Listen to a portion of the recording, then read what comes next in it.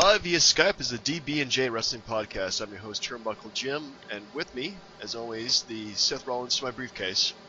Oh, lordy.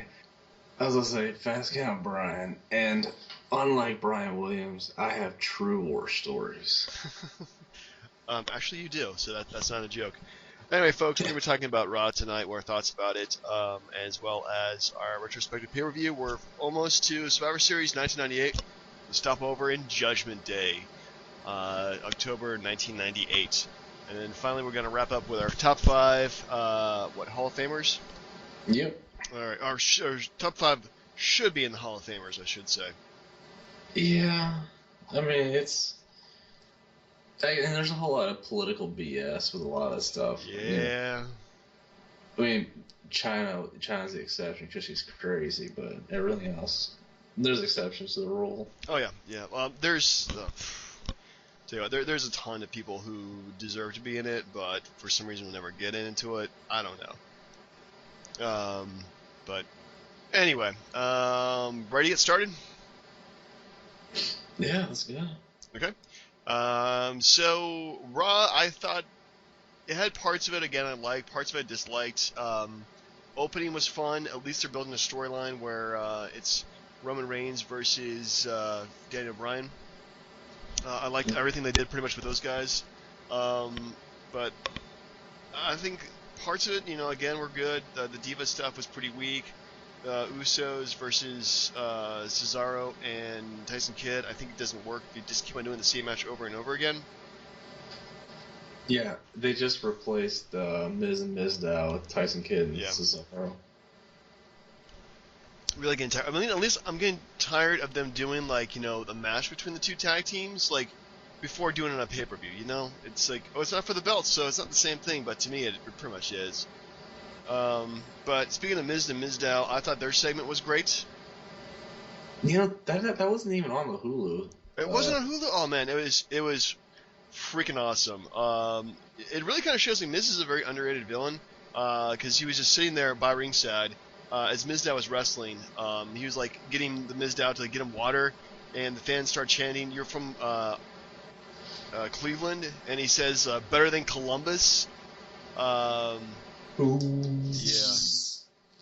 So it was pretty funny stuff, I thought, overall. Definitely very enjoyable. With eventually the Miz causing the Mizdow to lose. Wow, such hate for a personal assistant. It's pretty brutal, man. It's gonna be great when Mizdow finally breaks the mold. I didn't like Cena versus Rusev. I think it's stupid that they're doing it for the U.S. belt, and Cena's had the world title for a bunch of billion times. Because Rusev is gonna win this one anyway. I don't think the match is gonna happen. You don't think so? I don't think Cena's eye is going to fail him. He looks jacked up. And not in a good way. And not that there is a good way, I suppose, but dude, I don't think the match is gonna happen. I think it's just gonna be one of those, beat downs to where he can't compete and then he comes back and gets revenge at WrestleMania. Might as well do it at Mania. So yeah, I thought it was that was just kind of stupid if you ask me. I don't know. It seems kind of forced putting Rusev versus Cena because you kind of think that's the ultimate destination for Rusev is John Cena, which is kind of sad. Yeah.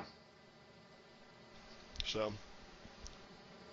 Yeah, I don't know. Rob, again, inconsistent, but overall, I want to say it was a B.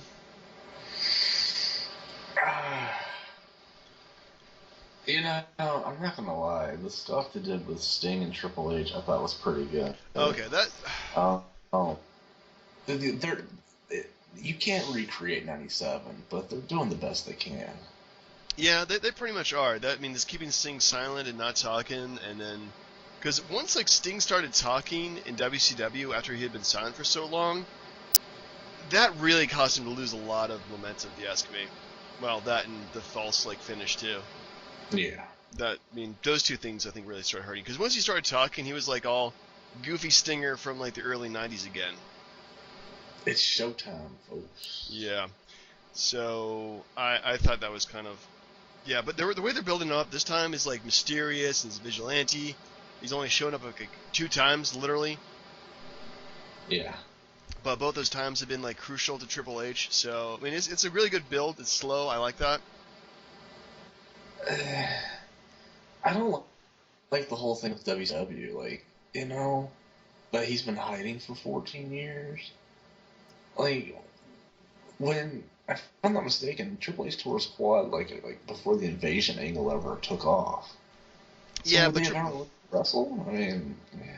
yeah, well, who's to say? But yeah, I do like the angle. I think it's pretty cool. I think Triple H, yeah, is probably very underrated in terms of being a heel, which is kind of stupid to say because I think he's probably one of the best heels of all time.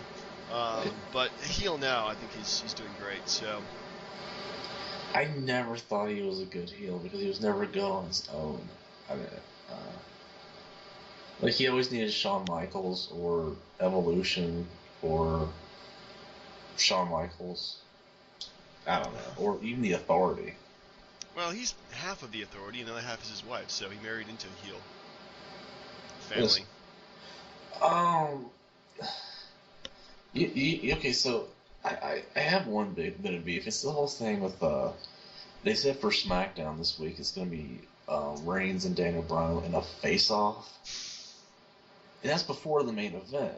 So like, why do they have to talk about that they didn't already talk about the beginning of Raw? Oh right, Roman Reigns spears him at the end of the show.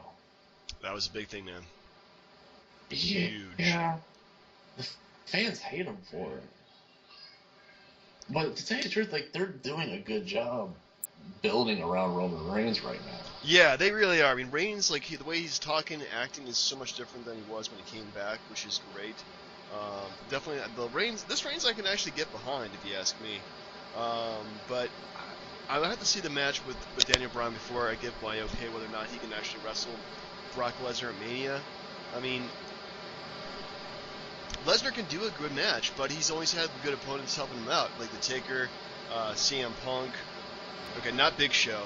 Um, but I guess him again, Roman Reigns, like they're really not known for their technical prowess, but we'll see what Roman can bring. That implies that Daniel Bryan doesn't beat him. Yeah. Or that there's a false finish and it turns into a triple threat match. That could be a possibility too. I mean, what we've seen from last year is that they're willing to change their mind about the booking to satisfy the fans, and even Triple H said in the podcast that they have their ear to the ground in terms of what the fans want too. So if the fans want it, they'll do it. Then they should have had him win the Rumble in the first place. Well, the fans want it now, damn it. We expected him to win the Royal Rumble anyway. But anything else is worth a damn. Yeah. No. Okay, I got a bit of a beef with this whole the Authority. What to do, but I'm getting tired of seeing Big Show, Kane. It's like the same people all the time. Like, yeah, that has kind of gotten annoyed with me because those Big Show and Kane are the two biggest jobbers or literally the two biggest jobbers in the WWE, and they really need to have newer blood in there, Yeah, it's a little depressing because when you watch the retro stuff, you're like, wait a minute, Al Snow had a freaking angle going. He would not have that today. No. Well, they're doing more with their undercard, which is good, but yeah, there's a lot of guys who are just kind of languishing in there. Like Dolph Ziggler, like what's his thing? He's fighting the Authority, maybe. Ryback's fighting the Authority. But yeah, there's a lot of guys in the undercard who just don't have any good angles going on too. This goes into a whole different subject, but if they honestly bring back enhancement matches, stop having Ziggler lose to Bray Wyatt every week just so he can lose to the Undertaker. Like, just stop. Just build up anticipation for matches. Stop giving them away so much. Yeah. And then again, they gave Ziggler the win at Survivor Series just so he could get fired, so Cena could bring them back, so Cena gets the favor, and now Dolph Ziggler is just drowning again. Yeah, I don't know who he pissed off or what he pissed off, but yeah, he's just he's being buried again, which is not good. I So, don't. Do you think this is like a Cena thing where like, yeah, I'll let him get that win, but I'm getting it back? mm, yeah, definitely would see him doing that. Just saying, okay, I'll let Dolph Ziggler have this match, but I'm going to be the real hero in this tale because I'm going to get everybody their jobs back and whatnot. Because I'm the face that runs the place. I'm the face that runs the place. Good grief. Lordy, lordy. Anyway, Yeah. As far as Raw goes, I'll give it a B. B. Okay, so it's a solid B. Not. I mean, we'll definitely hit more A's. Hopefully later on. So we'll have to see. Anyway, moving on to our retrospective pay-per-view. It is Judgment Day, Oh, 1998. I apologize. Like real quick something. Because it literally just came to me. What did you What think is of the it? Dean Ambrose thing with Bad News? Ah, yeah, it was okay. I like it though. You like it though?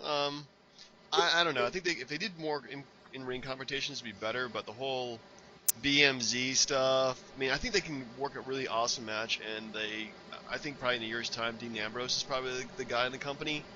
Um, but well, I mean, if you like it, then I think it's okay. Well, no, I mean like they're putting interest back in the Intercontinental title because you're putting a fan favorite in there, but he's not getting the match right away. They're making him work for it, which is going to make the fans want to see it happen. Yeah, okay. I see your point there. Yeah, that means definitely wanting to have a belt is like, especially the Intercontinental title, something very lacking, I guess, these days. Indeed. Yeah. But we did not have that problem at Judgment Day 98. Mm-mm. Everybody wanted a belt then, even the European Championship. So, Judgment Day 1998, sponsored by 10-10-3-2-1. Do you remember what that was? Yeah, I remember it was like 10-3-2-1. I don't know if it was before or after it. Yeah, it's a, It was like Collect or something, wasn't it? yeah. Actually, no, it was something they used to bypass their regular long distance service, whatever the hell that was. It was a different day back then, man. It was a really different day. Yeah, when you had phones that, were corded. Anyway, we come to you from Rosemont, Illinois, former scene of WrestleMania 13. This time I think they actually have a legitimate sellout crowd. Holy crap. 18,000. So let's get started. Your opening match is Al Snow defeating Mark Mero. Head versus Jacqueline. Which one you got? Oh my gosh. Like, I really wish they had like the Raws accompanying each pay per view or Yeah. Smack This is even. like some kind of review. I mean, I guess the promos would be okay, but yeah, it's kind of hard to remember exactly what was going on at the time. Well, well, the thing with like Jeff Jarrett coming out there, they play his music, he comes out there, and then he just gets sent to the back, and that's it. Like, Yeah. Well, I come mean, on, apparently something at Heat or something like that got him. Anyway. Lord. As far as the match goes, it's just no offense to Al Snow, I mean, he's a great character, but I never cared for his wrestling or Mark Marrow for that matter. So I I think what kind they of had to find work with, it was a pretty good face versus heel match. And everybody was really behind Al Snow and, of course, Head. Like, that's really subtle. But surprisingly, you know what? This is a good, like, professional wrestling match, if you ask me. Both these guys worked their characters well. They did their move sets. Al Snow ended up winning, so everybody's happy. I was just surprised Marrow was still around at this point. Now, I know he does the brawl for it all, but that's the last thing I remember him doing. Well, Brawl for All was earlier this year, 1998 wise. I think they were in the summer with Bart Oh, Gunn winning it. that's Um, WrestleMania 15, sir. well, We're Bart like, Gunn wins it, and then he goes on to WrestleMania 15 to be crushed by Butterbean. that's right. Man. Anyway, so next up we have the team of LOD 2000, Hawk Animal, and Somehow Draws. Defeated the Disciples of the Apocalypse, 8-Ball Skull, and for some reason, Paul Ellering. Ellering. Thank goodness this is a short match. Yeah, again, I didn't think the LOD was around at this point. This is like when Hawk's personal problems started coming to the forefront. Yeah, they said he was addicted to painkillers. Yeah, Just painkillers. Yeah, I don't. It's just sad seeing how that was going down. Plus, Ellering was the freaking LOD manager when they came to the WWF. Yeah, No, he was their manager in the NWA. yeah, he's a manager for quite a while. Surprisingly pretty ripped for a guy his age. But yeah, this Yeah, match was very okay. I mean, DOA was never that good, and LOD is always stiff. So it's just a bunch of big stiff dudes wrestling. Yeah. Next up, we have a probably better match. Christian defeated Taka Michinaku for the light heavyweight championship. It's good to know that you can wrestle in a puffy shirt. He did look good in a heavy shirt. I guess that you can just show up looking emo, confuse Edge, make him lose a match, and then suddenly you get a light heavyweight title match. Yeah, suddenly he's a champ. I don't think it's lasted very long too, because remember he lost to Gilbert somehow, made the belt a complete joke. Good job there, Vince. But no, actually for a match itself, I really enjoyed it. Well, okay, let me ask you this then. What's worse, Gilbert beating Christian or Hornswoggle retiring the Cruiserweight belt? Hornswoggle retiring the cruiserweight belt. Fair enough. Easy See, enough. they did not learn their lesson. No, they never do. It's a very short memory company. But yeah, I mean, in terms of like a light heavyweight match, I thought this was like really good with good spots out of the ring, in the ring. It's kind of sad. Taika had a lot of potential, but he never really got a chance to use it in the WWE or after this point. Oh, the problem is that it's the light heavyweight title for them was like the hardcore title for WCW. It's like we need it because the other guys have it, but we really don't have a division for it, so it just sucks. Yeah, that's very very true. That's what it kind of feels like. They don't have like anybody to carry the belt, and I think they just pretty much gave this belt to the cruiserweight belt, and then they merged those together, and that stayed that way. And yeah, it's kind of sad if you ask me. Yeah, but I mean, it's good to see. I mean, it's good to remind her of how good he used to be. Yeah. And this is pre-Brood, I think. Yep. Yeah. Anyway, where were we? Oh yeah. So next up we have Goldust defeated Val Venus with Terry Reynolds. They now return Goldust after a stint as Dustin Reynolds. Wait, I got that confused. Last month, Val Venus beat Dustin Runnels. Right. And then he returns as Goldust. Yeah. And beats him. Now, this part I was a little confused on. I think I couldn't stay awake for it either time, but... So wait, Terry goes back to Goldust? No, Terry's with Val Venus at this point. Val. Right. Yeah, I don't really see what good they did with this, because they really dropped the ball with Goldust at this point, and I'd say good 6 or 8 months later, he's in WCW anyway. I think so too. Yeah, they kind of ran out of ideas, but I like the storyline coming back, as Dustin Reynolds, and then having to go back to Goldust, and as Goldust, he's the one who doesn't care about Terry Reynolds, and then he winds up defeating Val Venus and winning the feud. So I think this is actually one of the matches I think people were most into because of the storyline. And I think the the psychology in the match is excellent between the two wrestlers.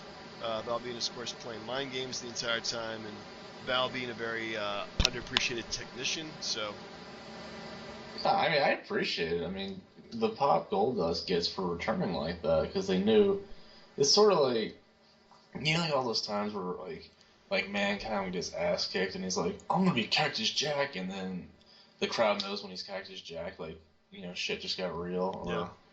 So it's like, oh crap, he's Goldust again. Val Venus gonna get his ass kicked. Now, off subject thing, if you ever want fun, and I don't know if you remember this, but look up on YouTube WCW 7 debut, the name that's just right out 7. Yeah, I think I've seen that. Do you remember that? I do remember that. I remember he came out and just this gimmick sucks. This is the same crap I did in WWF. I'm going back to being like Dustin Reynolds. It was so terrible. Yeah. Was it Vince Russo's idea? Yep, and he even talks about Russo, or sorry, the creative control or something. Yeah. But I thought it was so funny. But What's the next match, please? Next up we have X-Pac, with China defeated D'Lo Brown for the European Championship. Goodness gracious. Yep. You know, I didn't think D'Lo had a chance going up against the AVN award winners in 2006. Did you know that? Well, he won an AVN award. Yeah, for the video with China. That's award winning. Apparently, he was on JR's podcast and he said that he won an award for that video with China. That is so disgusting. Yeah, but anyways, I mean, kind of puts in perspective just how sad things are and how. But as far as the match goes, like, you kind of knew where this was going. Yeah. Because eventually he feuds with Shane McMahon for the European title, which is weird to say, but I thought the match was good. Yeah, I thought it was pretty good too. I thought, I like both these wrestlers. They got a pretty high energy style. China, of course, being a ringside, and then Mark Henry shows up. So yeah, I thought it was pretty good. Next up we have, probably not as good. The Headbangers defeated the New Age Outlaws, the tag team champions, by disqualification. Lame. Yeah, everything just reeks of lame. I think this is like the last appearance of the Headbangers too in this match. They do come back, but I don't know if they come back as a tag team. No, not as a tag team. Like they're crappy singles wrestlers or something. But yeah, this is like, I don't know. Their gimmick has passed them by. Marilyn Manson is no longer cool. I thought like a year ago these guys were freaking awesome, and then just kind of went by the wayside. Yeah, I mean that's why they turned Mosh into Beaver Cleavage or something. Oh god. You know, there's attitude, haha, and attitude just bad idea. So next up we have Ken Shamrock defeated Mankind to retain the Intercontinental Championship. I forgot he had the belt. He had it for a while, yeah. Actually, he was a two-belt holder at one point, tag team and Intercontinental Champion. But he had the belt for a while. I'm sorry. Mick Foley has a really good way of bringing out, like, people's styles, like Randy Orton or Edge or even like Shawn Michaels, Triple H. I just didn't think him and Shamrock went well together at all. No, they have really bad chemistry for some reason. Ken Shamrock is a guy who, against like smaller guys, looks pretty intimidating, but against somebody who's maybe bigger than average, larger than average, like a Mick Foley is, he's just not as big. He's just too one-dimensional. Yeah.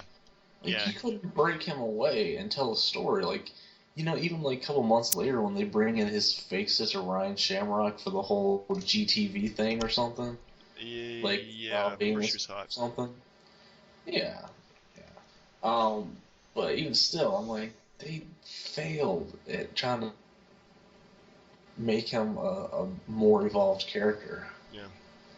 Or he failed, one or the other.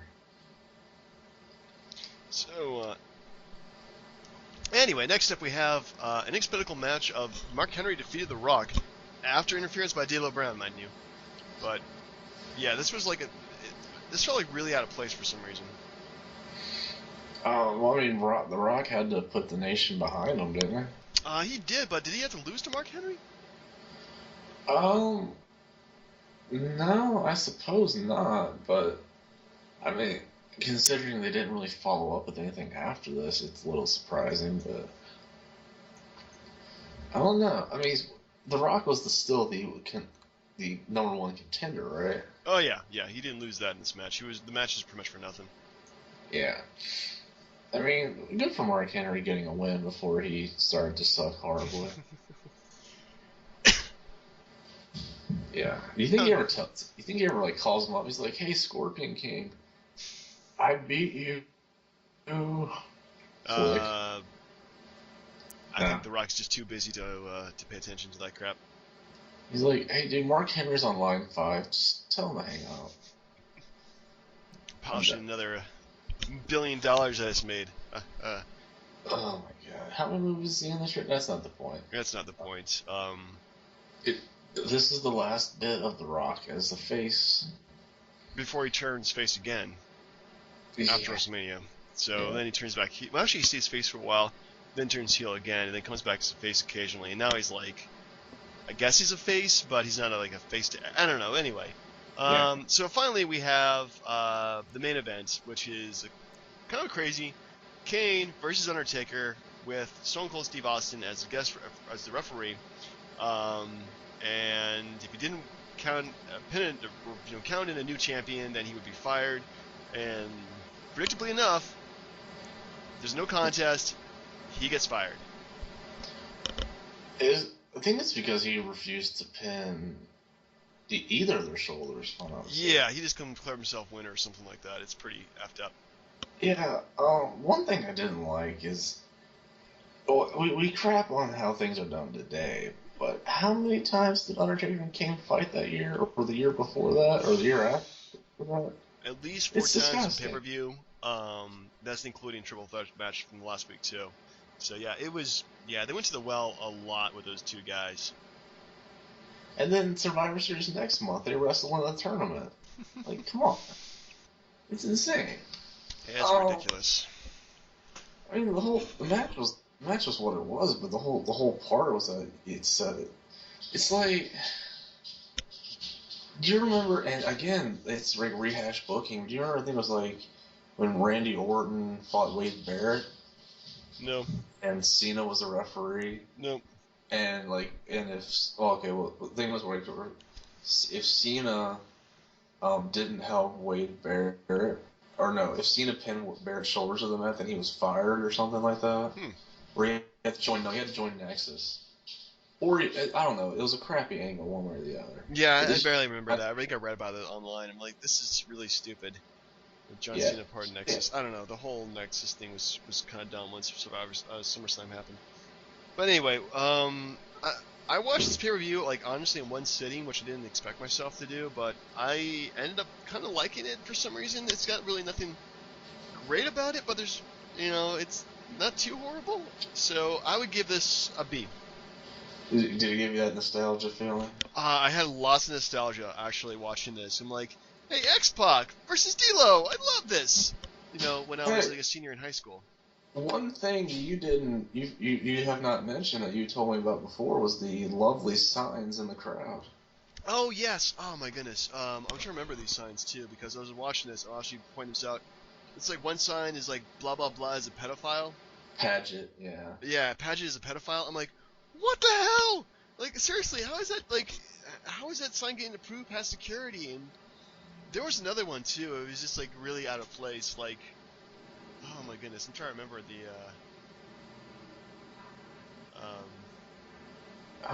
the Warriors a homo sign.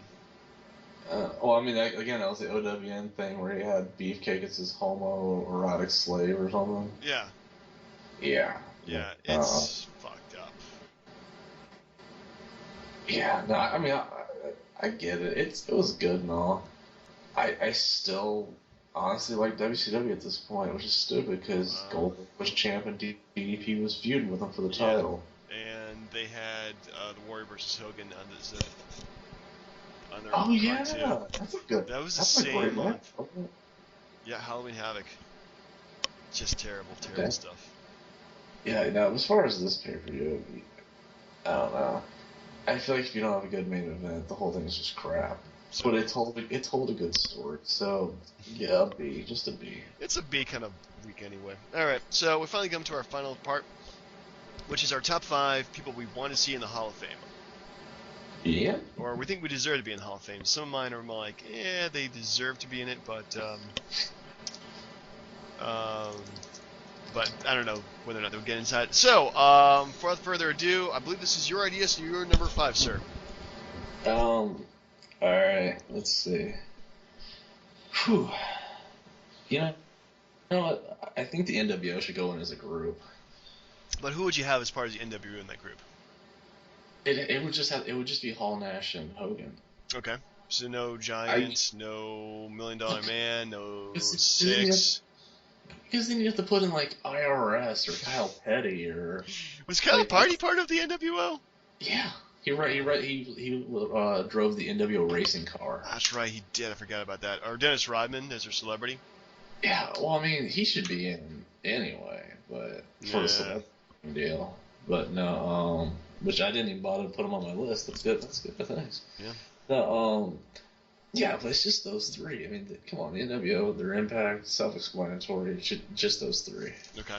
Well, I'm going to go with somebody who was recently retired, unfortunately, who I think definitely belongs in there.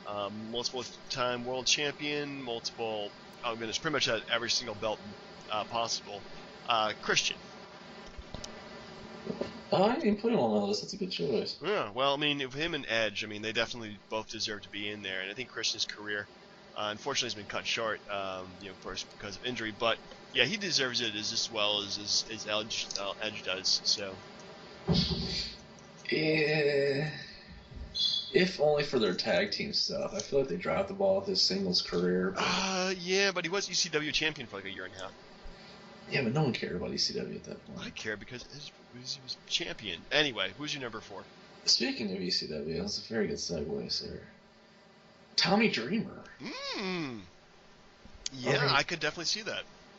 Like, I mean, it's not like he was Sting where he spent his entire career in one place and never came over and wrestled until soon enough. But yeah, like Dreamer was ECW. Like, no doubt. Like, people he came and went, but he was the guy. He was that guy. And his career, like, stands up for itself. Besides, what's the barometer? Because I think if you, like, who's the one person that's in right now that you would say, well, this guy's better than that guy? And mine is Coco Beware. That's mine too, actually. Like, Coco Beware is in the Hall of Fame. Then all you need to do is be in a company for a long enough period of time where people will recognize you. Yeah, I think, well, I mean, I hate to say that he's only there for diversity, though he did have a good career in the WWE. He just never had a chance to have the belts. Like, the Rock's dad and grandfather in there. Tony Atlas is in there. Ron Simmons is in there. You don't need Coco Beware. Well, still, he is the Brumber. But yeah, Tommy Dreamer definitely deserves to be in there more than he does. Yeah, absolutely. All right. So, sir? My number 4, again, kind of the same era as the Coco Beware. These two gentlemen have had multiple tag team championships, wrestled for about a good period of time. Can I guess? Yes. Demolition? Yes, it is Demolition! Oh, okay. Yes. Yeah, you totally got Demolition there. Yeah, it's totally Demolition, just for the reason why they've had multiple champions. Great looks to them. And those guys were just fun to watch. Is it just Axe and Smash, or are you going to put Crush in, Oh, too? no, just keep it classy. Axe and Smash, no Crush. That's good. I forgot about Demolition. That's another good choice. Alright. Alright, you may not care for this next choice, but I'm going to get it out of the way. Uh-oh, I know what this is. Eric Bischoff. Oh. Wow. Actually, you know what? I agree with that. That's a damn good choice. Like, you had Vern Gagne in there. You had Stu Hart in there. Both those guys competed against him. You had the dude in Texas, Bill Watts or whatever, in there. Why not Bischoff? Bischoff did more to help create where this business is today than he probably gets credit for. True. He definitely innovated the use of the television show. Yeah. Is part of the wrestling gimmick, and definitely, reinvented a lot of things too. So yeah, definitely Eric Bischoff. I could totally see him in there. I was like, without Nitro, without the NWO. It would not be this. It would be a lot goofier and less appealing to adults and teenagers, could I say? All right. So my number 3. Yes. Also multiple WWF tag team champions, had about the same lifespan as Demolition. One of them is already in the Hall of Fame already, but I think these two definitely need to go in as a group. You talking the Rockers? No. Powers of Pain? No. Wait, no. Akeem and the Boss Man? No. Damn.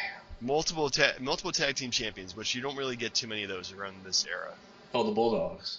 No, but that's also a good choice too. Dang it. Multiple tag champs. What is it, Strike Force? No, Strike Force only had the Hart Foundation? Yes, the Hart Foundation.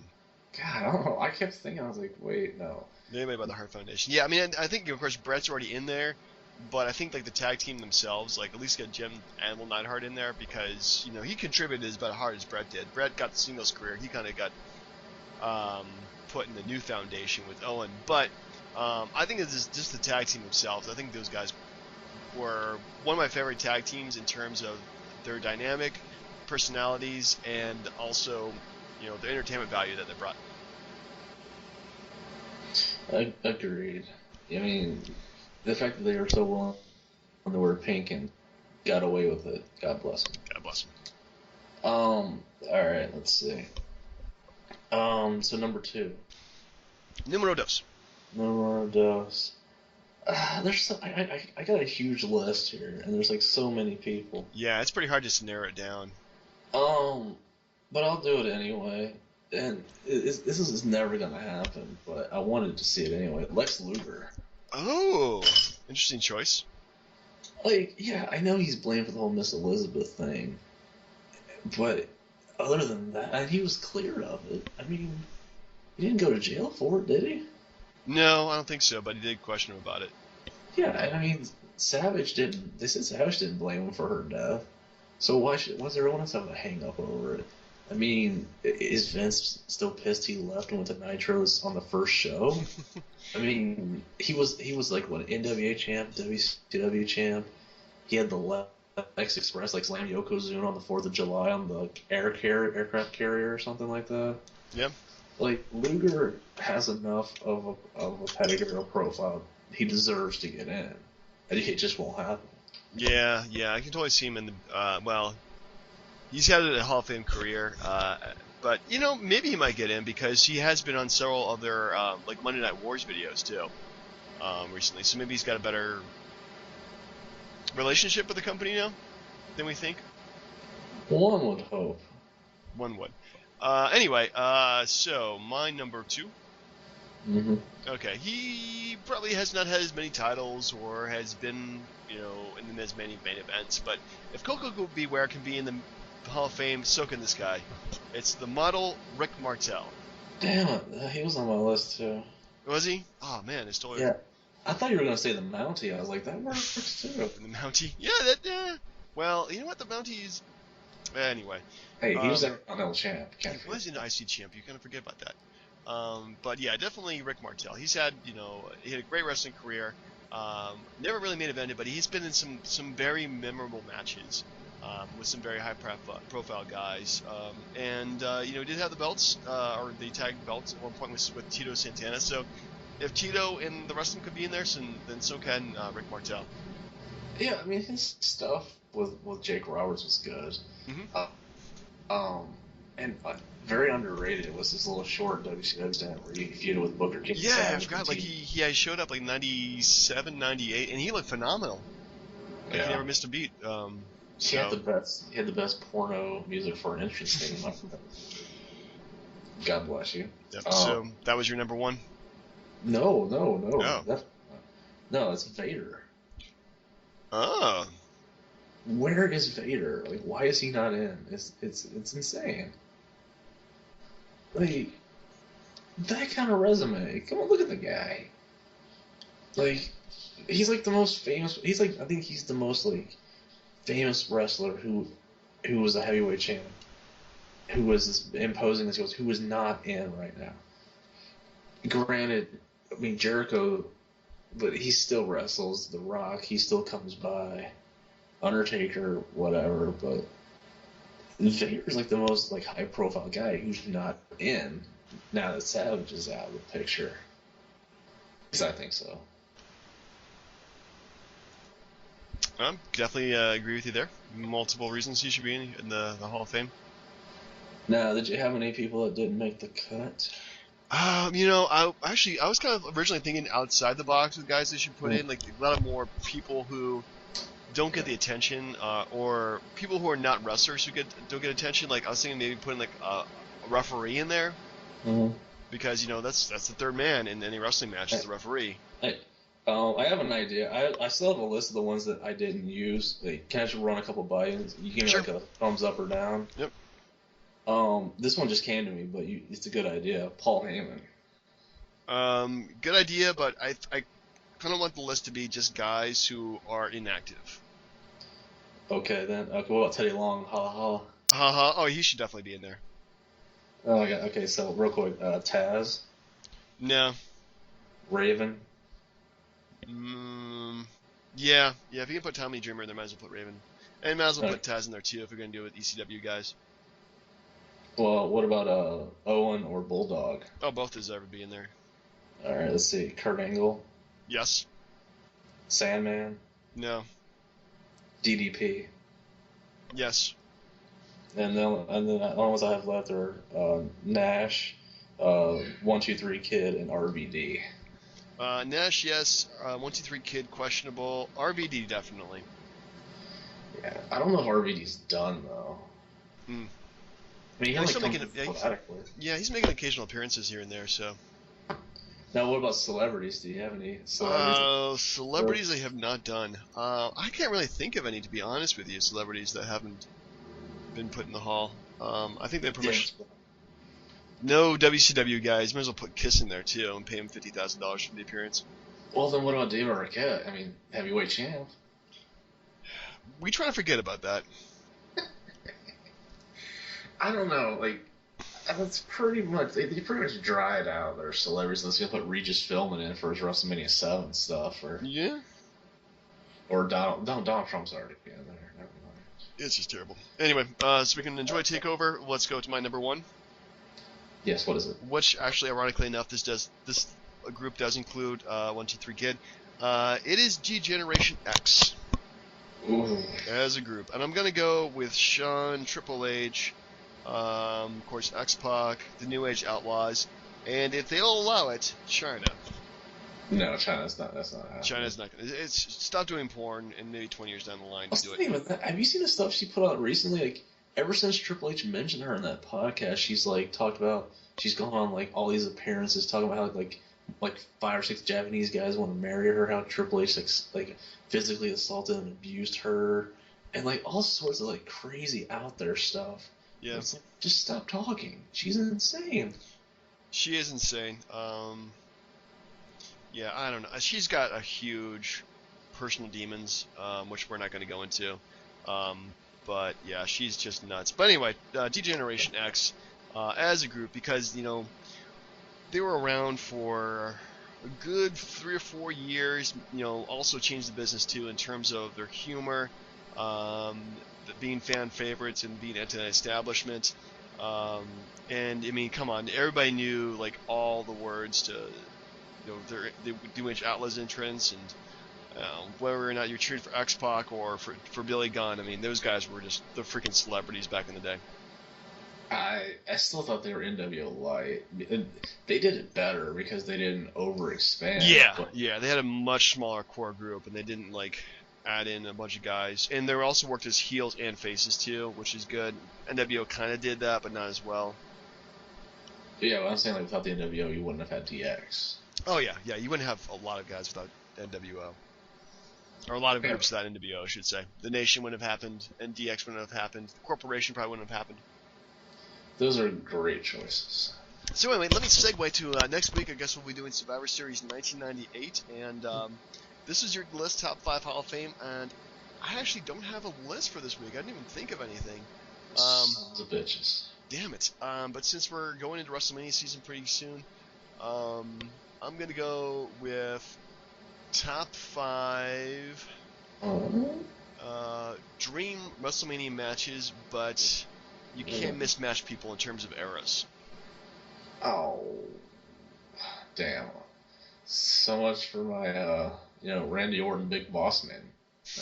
Yeah. But let's you switch companies, though, so you can do that. I don't know. Actually, you know what? No, screw it. Just do whatever matches you want to do for WrestleMania. Ooh, excellent. Dusty Rhodes versus Kane. They can still do that these days. Anyway, for the DB&J Wrestling Podcast, I'm your host, Turnbuckle Jim. Fast Scout Brian, have a great week. Have an next one, folks.